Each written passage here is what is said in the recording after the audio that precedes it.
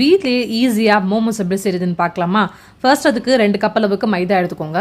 மைதாவில் தேவையான அளவு உப்பும் எண்ணெயும் சேர்த்து நல்லா மிக்ஸ் பண்ணிவிட்டு கொஞ்சம் கொஞ்சமாக தண்ணி சேர்த்து நல்லா சாஃப்டான சப்பாத்தி மாவு கன்சிஸ்டன்சிக்கு ரெடி பண்ணி இதில் கொஞ்சமாக எண்ணெய் மேலே ஊற்றிட்டு ஒரு ½ அன் ஹவர்லேருந்து 1 ஹவர் வரைக்கும் நல்லா ஊற வச்சுருங்க. நல்லா ஊறினதுக்கப்புறமா ஒரு 5 நிமிஷம் நல்லா பிசைஞ்சிட்டு சின்ன சின்ன உருண்டையாக இந்த மாதிரி உருட்டி எடுத்துக்கோங்க. இதில் உள்ளே வைக்கிற ஸ்டஃபிங்க்கு கொஞ்சமாக எண்ணெய் சேர்த்துக்கோங்க. அதில் ஒரு பெரிய வெங்காயம் சேர்த்துட்டு 1 டேபிள் ஸ்பூன் அளவுக்கு ஜிஞ்சர் கார்லிக் பேஸ்ட் சேர்த்துக்கோங்க.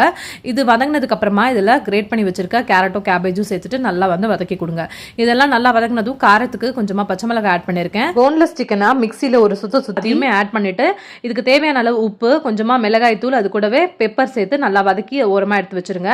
இப்போ ஒவ்வொரு உருண்டையா பூரி சைஸ்க்கு தேய்ச்சிட்டு நடுவில் அந்த ஸ்டஃபிங் வச்சுட்டு இந்த மாதிரி ப்ளீட் மாதிரி எடுத்துட்டீங்கன்னா சூப்பரான மோமோஸ் ரெடி ஆயிடும். இதனோட டீடைல் ரெசிபி வீடியோ கீழே தெரிய லிங்க் கிளிக் பண்ணீங்கன்னா கிடைக்கும். மறக்காம அதையுமே செக் பண்ணி பாருங்க. ஸ்டீம் பண்ணி எடுத்துட்டோம்னா மோமோஸ் ரெடி. இந்த வீடியோ பிடிச்சிருந்தா லைக் பண்ணுங்க, மறக்காம சப்ஸ்கிரைப் பண்ணுங்க.